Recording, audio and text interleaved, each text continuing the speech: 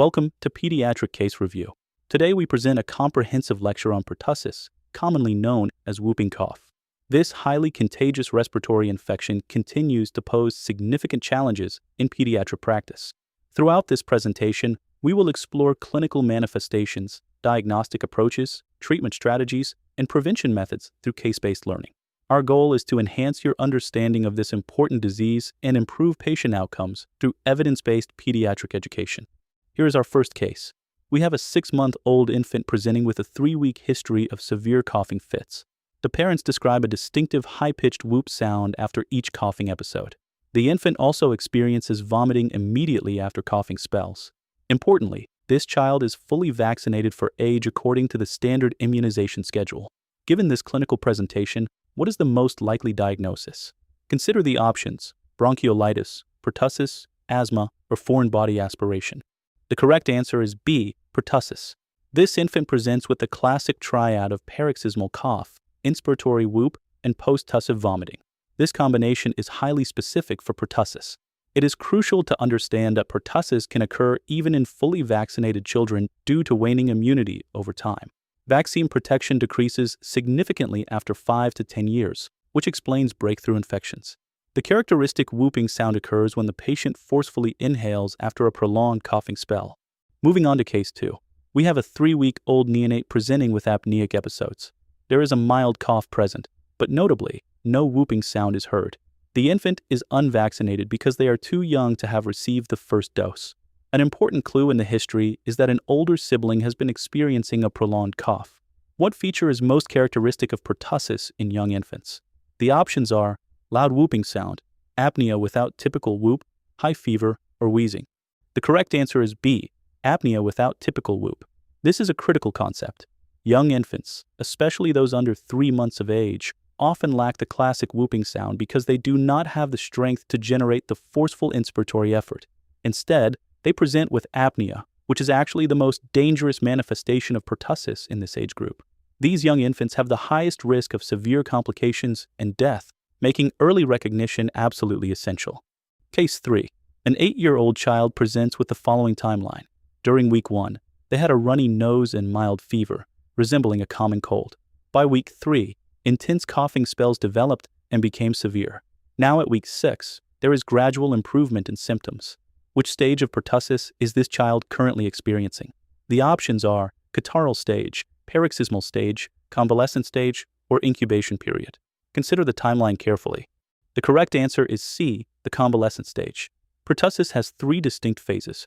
First is the catarrhal stage, lasting 1 to 2 weeks, where symptoms resemble a common cold with runny nose and mild fever. Next comes the paroxysmal stage, lasting 2 to 8 weeks, characterized by severe coughing fits and the classic whoop. Finally, the convalescent stage can last weeks to months, during which symptoms gradually resolve. This patient at week 6 is in recovery. Case 4 focuses on pathophysiology. We are examining the disease mechanism of Bordetella pertussis. What is the primary pathophysiology responsible for the clinical manifestations of this infection? Your options are direct lung tissue invasion, toxin-mediated ciliary damage, immune complex deposition, or viral co-infection.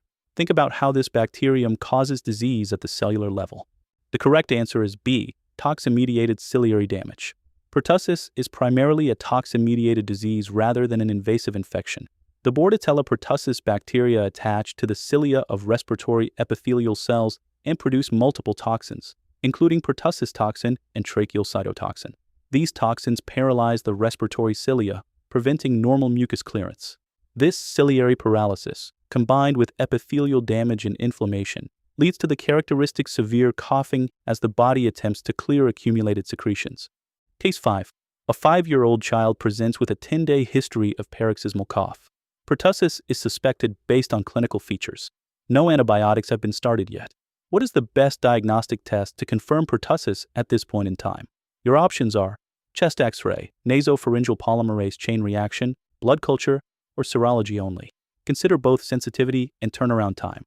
The correct answer is B, nasopharyngeal polymerase chain reaction, also known as nasopharyngeal PCR. This is the diagnostic test of choice for pertussis. PCR offers superior sensitivity compared to culture and provides results quickly, typically within 24 to 48 hours. The test is most accurate when performed within 3 weeks of cough onset, making it ideal for this patient at 10 days. The specimen is collected via nasopharyngeal swab from the posterior nasopharynx. Moving on to case number 6. Imagine a hospital setting where multiple suspected pertussis cases need confirmation. Why does bacterial culture remain important despite the widespread availability of rapid PCR testing? Consider these options. Culture is faster than PCR. Culture is needed for antimicrobial susceptibility testing. Culture is more sensitive than PCR, or PCR is not specific for pertussis. Think about public health implications. The correct answer is B. Culture remains essential because it is needed for antimicrobial susceptibility testing. While polymerase chain reaction is faster and more sensitive, it only detects genetic material. Culture allows us to grow live bacteria, which is the only way to test which antibiotics are effective against that specific strain. This is critical for monitoring antibiotic resistance patterns in the community and for public health surveillance during outbreaks. Case 7. A 9-month-old infant is diagnosed with pertussis after presenting with 2 weeks of cough. The child is otherwise healthy with no underlying medical conditions. What is the first-line antibiotic treatment for this patient? Your options are amoxicillin, azithromycin, ceftriaxone, or doxycycline. Consider both efficacy and safety in this age group when selecting your answer. The correct answer is B, azithromycin. Macrolide antibiotics are the first-line treatment for pertussis, with azithromycin being preferred. Azithromycin offers the advantage of a short 5-day course with excellent compliance. It is safe for infants over 1 month of age. Other macrolides include clarithromycin and erythromycin. These antibiotics effectively eradicate Bordetella pertussis from the respiratory tract and reduce transmission to others. Alternative antibiotics like trimethoprim sulfamethoxazole may be used if macrolides are contraindicated. Case 8. A 4-year-old child with pertussis started antibiotics during the 4th week of cough. The paroxysmal stage is well established. What is the primary benefit of antibiotic treatment at this late stage? Options include reduces cough severity, prevents complications, decreases transmission to others, or shortens disease duration. Consider the timing of treatment initiation. The correct answer is C. The primary benefit of starting macrolide antibiotics at this late stage is decreasing transmission to others. Antibiotics are most effective when started during the catarrhal stage or early paroxysmal stage. However, even when started late after week 3 of cough, antibiotics still reduce bacterial shedding and contagiousness. Unfortunately, they have minimal effect on cough severity or disease duration once the paroxysmal stage is established, as the symptoms are toxin-mediated. Here is case 9. We have a 2-month-old infant diagnosed with pertussis who is having severe coughing episodes. The infant now develops respiratory distress and hypoxia, requiring supplemental oxygen. What is the most common complication of pertussis in infants? The options are meningitis, pneumonia, myocarditis, or renal failure. Remember that young infants face the highest complication risk. The correct answer is B, pneumonia. Pneumonia is the most common serious complication, occurring in up to 20% of infant cases. It may be primary bacterial pneumonia or secondary bacterial superinfection. Other important complications include apnea, seizures, and encephalopathy. Young infants under 6 months have the highest mortality risk from pertussis, with most deaths attributed to pneumonia and respiratory failure. This underscores the importance of early recognition and aggressive management. Case 10. A 7-month-old infant diagnosed with pertussis develops altered mental status. Seizure activity is observed during the hospitalization. This represents a serious neurological complication. What is the likely cause of this encephalopathy? Options are direct bacterial invasion of brain, hypoxia from severe coughing, vaccine reaction, or electrolyte imbalance. Consider the pathophysiology of neurological complications. The correct answer is B, hypoxia from severe coughing. Encephalopathy is a rare but severe complication, occurring in less than 2% of pertussis cases.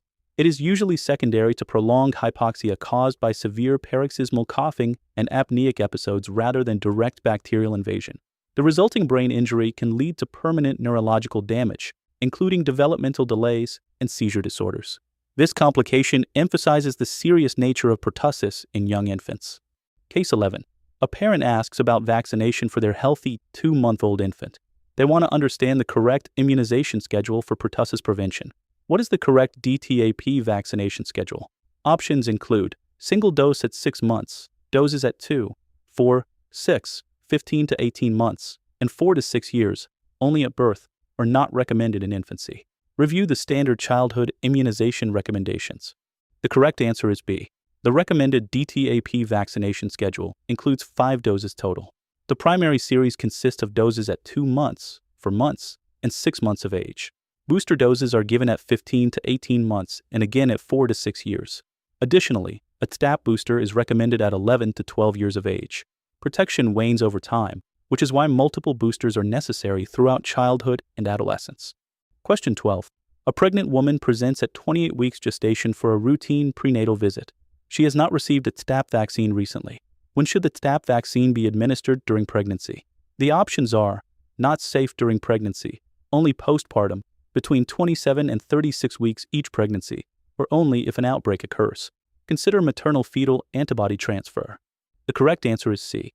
The STAP vaccine should be administered between 27 and 36 weeks of each pregnancy, with optimal timing at 28 to 32 weeks. Maternal antibodies cross the placenta and provide crucial protection to the newborn during the vulnerable first few months of life before the infant can be vaccinated. Importantly, this vaccination is recommended with every pregnancy, not just the first, to ensure adequate antibody levels for each baby. Before we conclude, I want to invite you to join our growing community on Patreon, Pediatric Case Review. Our members enjoy exclusive benefits, including all videos systematically organized by organ system for easy navigation. You get complete access to our entire video library anytime, anywhere. All presentation slides are available as downloadable images, so you can review and practice questions at your own pace. For details on how to subscribe and join our community, please comment below and we will message you directly. Thank you for watching this comprehensive review on pertussis. We hope this case-based approach has enhanced your understanding of this important pediatric infectious disease. Remember to subscribe to Pediatric Case Review for more evidence-based educational content covering essential topics in pediatrics. If you have any questions about today's material or suggestions for future topics, please leave a comment below. We value your engagement and look forward to continuing your medical education journey together. Stay informed and keep learning.